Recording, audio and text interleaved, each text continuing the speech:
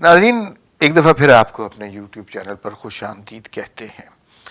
آج کی جو ویڈیو ہے میری آپ سے درخواست ہے، یہ آپ نے بہت غور سے سننی ہے شروع سے لے کر آخر تک، اس لیے کہ اس میں کچھ باتیں ہیں جو آپ لوگوں کے لیے سمجھنا بہت ضروری ہے، خاص طور پہ وہ سارے لوگ جو سیاست میں دلچسپی رکھتے ہیں، جو جمہوریت کی بات کرتے ہیں اور جو پاکستان میں میڈیا کے تسلط کے حوالے سے بات کرتے ہیں، جو عمران خان کو بہرحال بہت ایماندار سمجھتے ہیں، ان کے لیے یہ ویڈیو دیکھنا بہت ضروری ہے۔ آپ لوگوں کو یاد ہوگا کہ جب پاناما کا کیس آیا تھا تو اس وقت میڈیا کا کیا حال تھا۔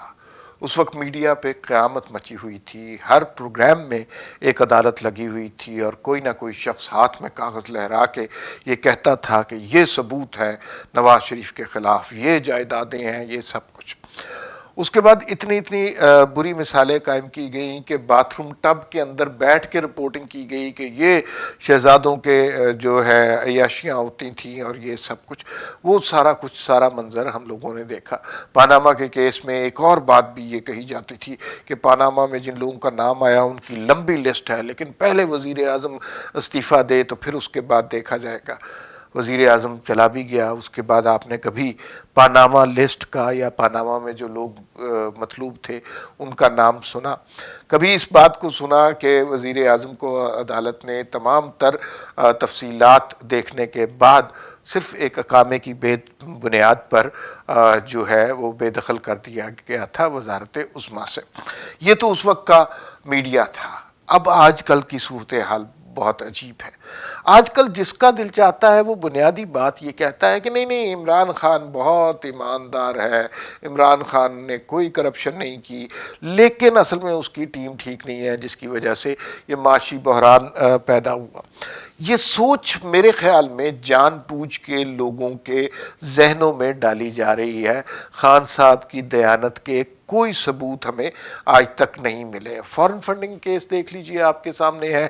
شوکت خانم کے فنڈز کے ساتھ جو کچھ ہوا، علیمہ باجی کی جس طرح سلائی مشینوں نے اربوں روپے کما کے انہیں دیے، اس کے بارے میں کوئی بات نہیں کرتا۔ اور پھر خان صاحب کے دوستوں نے اس حکومت میں جس طرح کرپشن کی ہے اس کی کوئی مثال نہیں ملتی، لیکن اس کے بارے میں لوگ بات نہیں کرتے۔ زیادہ سے زیادہ کسی منسٹر کو ذلیل کر دیں گے یا اس کے خلاف توہین آمیز کلمات کہہ دیں گے، لیکن آخر میں یہ بات ضرور کہتے ہیں کہ نہیں اصل میں نا عمران خان خود تو کرپٹ نہیں ہے لیکن اس کو ٹیم ٹھیک نہیں ملی۔ یہ بات، یہ نریٹو بالکل غلط ہے، یہ ہمارے ذہنوں میں زبردستی بٹھایا جا رہا ہے، اس میں کوئی حقیقت نہیں ہے۔ اور اس کی میں آپ کو کچھ مثالیں بھی دے سکتا ہوں جس سے آپ کو پتہ چلے گا کہ کیا ہوتا رہا ہے اور کیوں بلا وجہ ہمارے ذہنوں میں یہ ڈالا جا رہا ہے کہ بندہ جو ہے نا بہت ایماندار ہے، حالانکہ ایسی کوئی بات نہیں۔ میں نے کچھ مثالیں دی، فارن فنڈنگ کیس اتنا بڑا ہے، شوکت خانم کے فنڈز اتنے بڑے ہیں، علیمہ باجی کے جائیدادوں کا مسئلہ بہت زیادہ ہے، خان صاحب کے دوستوں نے بے تحاشا پیسہ کمایا، وہ پھر بھی پارٹی کے اہم رکن بن جاتے ہیں، پارٹی کے اہم عہدوں پہ آ جاتے ہیں، لیکن کوئی کچھ نہیں کرتا۔ پھر منترا وہی پڑھا جاتا ہے کہ نہیں کرپٹ نہیں ہے، خان صاحب کرپٹ نہیں ہے۔ دیکھیے ایک میں آپ کو چھوٹی سی بات بتاتا ہوں، آپ خود اس پہ جج کیجئے۔ خان صاحب نے کہا کہ وزیر اعظم ہاؤس کے اخراجات نواز شریف کے زمانے میں اتنے ہزاروں لاکھوں اربوں خربوں تک پہنچا دی تجزیہ کاروں نے بات، بعد میں پتہ چلا کہ وزیر اعظم کے تمام تر اخراجات نواز شریف کے زمانے میں نواز شریف خود اپنی جیب سے دیتے تھے۔ اس کے بعد یہ بات نہیں ہوئی۔ عمران خان جو ہے وہ اس ہیلی کاپٹر میں آدھا گھنٹے کے فاصلے پر بھی جاتے ہیں جو 55 روپے فی کلومیٹر کے حساب سے چلتا ہے۔ آپ خود دیکھیے، کیا یہ کوئی عقل کی بات ہے؟ کیا یہ کسی کو سمجھ آ سکتی ہے؟ لیکن ہمارے ہاں بس بات چل پڑی ہے تو چل پڑی ہے۔ سوال کرنا حکمرانوں سے بہت اچھی بات ہے، ضرور سوال کرنا چاہیے، ہر شخص کو سوال کرنا چاہیے اور ان کو جواب بھی دینا چاہیے۔ آج جس میں نے حوالے سے بات کرنی تھی وہ بنیادی طور پہ عمران خان کا زمان پارک والا گھر ہے۔ آپ کو پتا ہوگا کہ یہ زمان پارک والا گھر 4 کنال پر ہے، لاہور کی مین پراپرٹی ہے، یہ خان صاحب کا آبائی گھر ہے۔ اچھا، اس پراپرٹی پر جو گھر تھا اس کو مکمل طور پر ڈیمولش کر کے اس گھر کو نیا بنایا گیا ہے۔ اس کی لاگت تقریباً 9 کروڑ روپیہ آئی ہے۔ اس کے بعد پھر اس گھر کو فرنش کیا گیا، ماڈرن فرنیچر اور جدید اپلائنسز اور آرٹ ورکس وغیرہ اس میں رکھے گئے، اس کی تقریباً مالیت 3 کروڑ روپیہ ہے۔ اب خان صاحب کے انکم ٹیکس کو دیکھیں تو اس میں ان کی کوئی آمدن نہیں ہے۔ وزیر اعظم کی تنخواہ خان صاحب کہہ رہے ہیں کہ 2 لاکھ روپیہ ہے، اور وہ 2 لاکھ روپیہ جو ہے اس میں گزارا نہیں ہو سکتا، کوئی ذریعہ آمدنی نہیں ہے۔ خان صاحب کی ساری زندگی ہمارے سامنے ہے، وہ کامنٹری سے جس زمانے میں کمایا تھا وہ اب نہیں ہے۔ کرکٹ کی بات کیے ہوئے خان صاحب کو 20 سال گزر گئے ہیں، تو یہ 12 کروڑ روپے کا خرچہ کہاں سے ہوا؟ اس کا مطلب یہ ہے کہ یا تو یہ کوئی کرپشن کے پیسے تھے، یا کسی نے احسان کر کے خان صاحب کو یہ خرچہ کر کے دیا ہے۔ اب وزیر اعظم جیسے لوگوں پر اگر کوئی احسان کرتا ہے تو وہ احسان کی قیمت بہت بڑی لیتا ہے۔ اگر کسی نے 12 کروڑ روپیہ زمان پاک کے گھر پہ خرچ کیے ہیں اور وہ بلڈنگ بنوا کے دی ہے، اس کو آراستہ کیا ہے، تو اس نے کتنے کروڑ روپے کا، کتنے ارب روپے کا کام کروایا ہوگا، یہ سوچنا بہت ضروری ہے۔ اس کے جواب میں یہ نعرہ نہیں لگانا کہ نہیں خان صاحب تو کرپٹ نہیں ہے، کرپشن کی یہ قسمیں ہیں۔ اور اگر کوئی پراپرٹی ٹائکون خان صاحب کے گھر پہ اتنی مہربانی کرتا ہے تو اس کو کیا فائدہ ہے؟ کوئی محبت میں تو 12 کروڑ روپیہ نہیں لگا سکتا۔ یہ مفاد کی دنیا ہے، یہاں بزنس ہوتا ہے، تو وزیر اعظم پر کوئی اتنی مہربانی کر رہا ہے تو کیوں کر رہا ہے؟ دوسری بات یہ ہے کہ خان صاحب کی ذاتی استعمال میں ایک لینڈ کروزر ہے، اور وہ بلٹ پروف لینڈ کروزر ہے، بڑی اچھی بات ہے، ہونی چاہیے۔ یہ ان کو ان کے دوست جہانگیر ترین نے گفٹ کی ہوئی ہے۔ 3 کروڑ روپیہ اس کی مالیت ہے۔ 3 کروڑ روپے کی اگر کسی نے آپ کو گاڑی لے کے دی ہے تو، اور وہ بزنس مین ہے، تو کیا اس نے 50 کروڑ 100 کروڑ روپیہ اس سے نہیں کمایا ہوگا؟ اس کے بارے میں لوگ سوال نہیں کرتے۔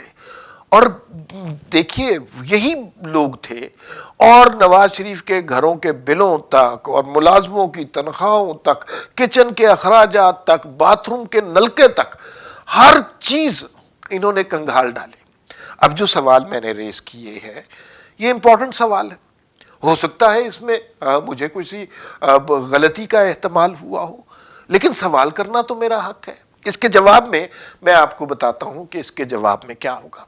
ہونا تو چاہیے اس کے جواب میں لوگ اس پراپرٹی کے حوالے سے اس پہ جو لاگت آئی ہے اس کو تلاش کرنے کی کوشش کریں کہ کس نے کیوں وزیر اعظم پر اتنا احسان کیا ہے، کس نے گاڑی تحفے میں دی ہے۔ لیکن ایسا نہیں ہوگا۔ منترا صرف یہی پڑھا جائے گا کہ عمران خان خود کرپٹ نہیں ہے اور وہ بڑا نیک آدمی ہے، ٹیم اس کی خراب ہے، اس بیچارے کو سادگی میں پتہ نہیں چلتا اور اس کے ساتھ اس طرح کے ہاتھ ہو جاتے ہیں۔ یہ کیسی سادگی ہے کہ دوسرے کے باتھ روم کے نلکے پہ بھی آپ کی نظر رہتی ہے، اپنا جو 12 کروڑ روپے کا آپ نے محل بنا لیا ہے اور کسی نے تحفے میں دیا ہے، اس کے بارے میں آپ کو کوئی پرواہ نہیں ہے۔ میں آپ سے بات کر رہا تھا کہ اس کے جواب میں کیا ہونا چاہیے۔ اس کے جواب میں اس پہ اس طرح ٹاک شوز ہونے چاہیے جس طرح پاناما کے دنوں میں نواز شریف کے خلاف ہوتے تھے، جس طرح شاہد خاقان عباسی کو رگڑا جاتا تھا، اور لوگوں کو یہ سوال کرنا چاہیے۔ جو بھی سوال ہے، سوال کرنا آپ کا حق ہے۔ پاکستان کے وزیر اعظم بنے ہوئے ہیں نا آپ، تو لوگ آپ سے سوال کریں گے، اس کا جواب آپ کو دینا چاہیے۔ اب اس کے بعد ہوگا یہ کہ اول تو کوئی یہ سوال نہیں کرے گا، کیونکہ ٹی وی پہ ایک خاص قسم کا طبقہ ہے، انہیں جو واٹس ایپ سے اطلاع ملتی ہے وہ اسی پہ پروگرام کرتے ہیں، اور جو واٹس ایپ پہ نہیں ہوتا وہ ان کی نظر میں نہیں ہوتا۔ دوسری بات یہ ہے کہ اگر کسی نے کسی ٹاک شو میں یہ سوال کر لیا، اس کا جواب دلیل سے، اس کا جواب ثبوت سے نہیں دیا جائے گا، اس کا جواب گالی سے دیا جائے گا، اور سوائے گالی کے کوئی دلیل نہیں ہے ان کے پاس، سرکاری ترجمانوں کے پاس۔ میں کسی ایک شخص کی بات نہیں کرتا، اور کسی ایک شخص کا مسئلہ ہے بھی نہیں۔ پی ٹی آئی نے لوگوں کو جو ذہنیت دی ہے، ایک پوری نسل کو یہ سبق سکھایا ہے کہ دلیل کا جواب ہمیشہ گالی سے دینا ہے۔ اور مجھے دکھ اس بات کا ہے کہ خان صاحب کی حکومت تو اب چند دن کی مہمان ہے، یہ چلی جائے گی۔ ایسے لوگ وقتی ہوتے ہیں، عارضی ہوتے ہیں، لیکن جن لوگوں کو یہ عادت پڑ گئی ہے کہ آپ نے گالی دینی ہے سوال کرنے والے کو، دلیل دینے والے کو، ان کا تو کوئی حل نہیں ہے. یہ مسئلہ بہت عرصے تک ہمارے ساتھ چلے گا. خان صاحب کے گھر کے حوالے سے اور ان کی لینڈ کروزر کے حوالے سے اب دیکھتے ہیں کہ کتنے تجزیہ کار اس پر سنجیدگی سے بات کرتے ہیں، ثبوت فراہم کر کے کاغذات کو ہوا میں لہراتے ہیں اور پھر تحریک انصاف کے حوالے سے انصاف کا بول بالا کرنے کی قسمیں کھاتے ہیں. یہ آپ کو اس ویڈیو کے بعد جو کچھ حشر ہوگا وہ آپ کو چند دنوں میں ہی پتہ چل جائے گا.